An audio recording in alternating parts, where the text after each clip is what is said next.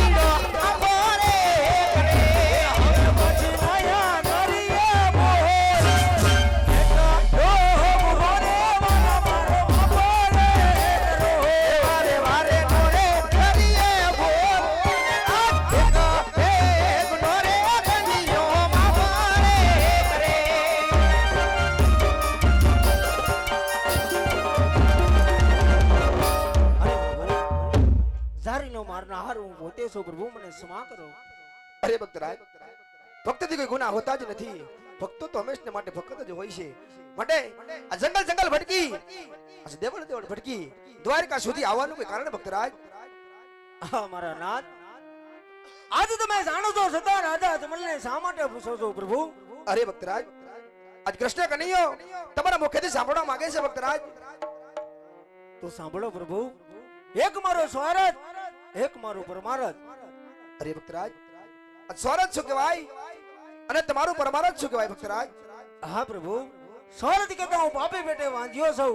આજ મારી પ્રજા, આજ પ્રભુ મારું મુખ જોવા રાજી નથી. આજ મને વાંજિયા કહીને મેણા મારે છે પ્રભુ. કા મારો વાંજિયાનો મેણો વાંગો ને કા સદાના માટે તમારા શરણોમાં લઈ લો પ્રભુ. અરે ભક્તરાજ, તો તમારા પરમાર્થથી પણ મને વાત કરો ભક્તરાજ. હા પ્રભુ, પરમાર્થ મારો એવો છે કે બાર ગાવ ઉપર ભેરવા નામનો રાક્ષસ મનુષ્ય કે પક્ષી કાંઈ રહેવા દેતો નથી પ્રભુ. તો એનો કાંઈ ઉપાય કરો.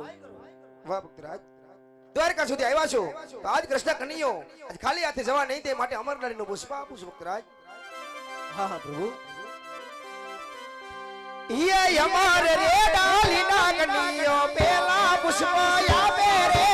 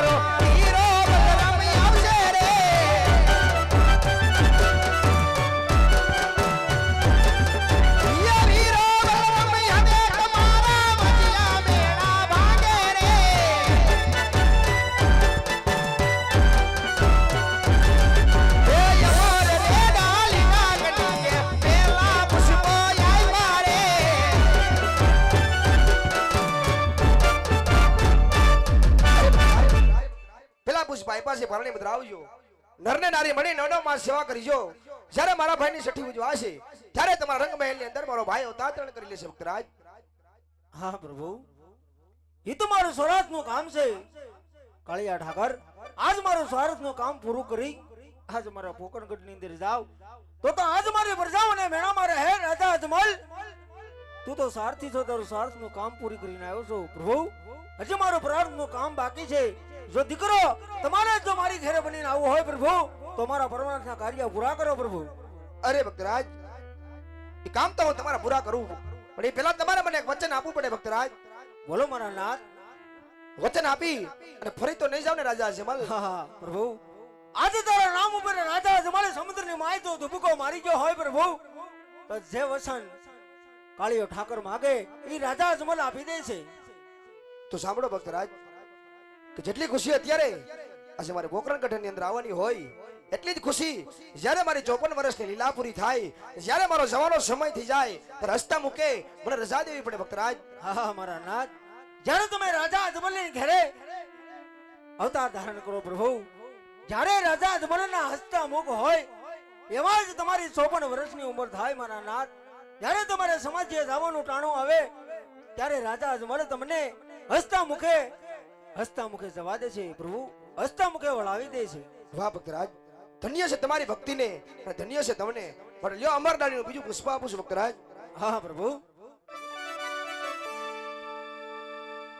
હે અમર રે ડાલીના કાનુડો બીજા પુષ્પ આપે રે.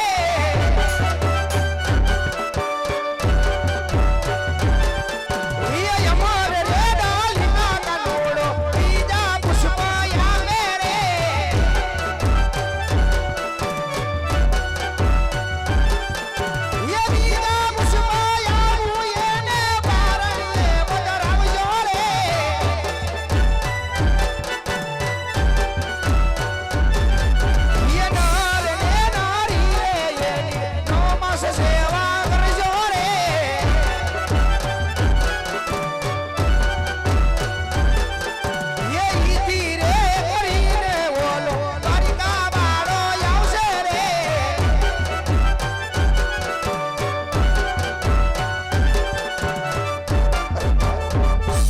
બાબુજીભાઈ પાસે પારણી પત્ર આવજો નરને નારી મળી નવ નવ માસ સેવા કરજો જ્યારે મારા ભાઈની છઠ્ઠી ઉજવાશે છઠ્ઠા દિવસે આવી એટલે તમારા પારણીએ પડી જાય છે ભક્તરાજ હા હા પ્રભુ તમે મને બે અમલ ડાળીના પુષ્પ આપી દે છે મારા નાથ જે બને પુષ્પ અને સાલ તિથિ નામ નિશાની મારા વાલા ક્યારે આવો એની મને નિશાની આપો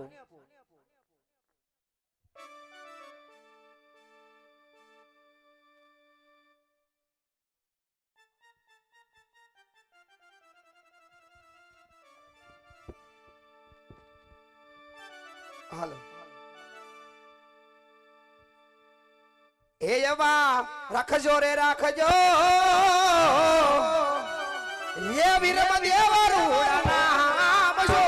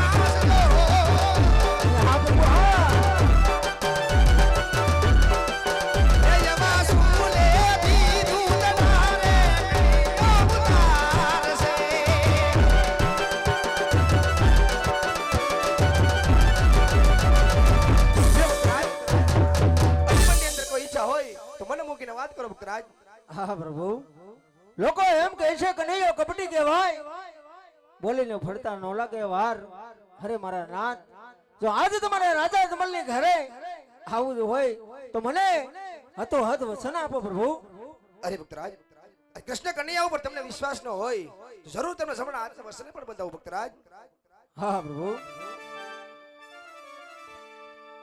હે યજમલ તારી ભક્તિમાં હે આજે રંગાઈ ગયો રે હે આજે પ્રભુ માંથી દીકરો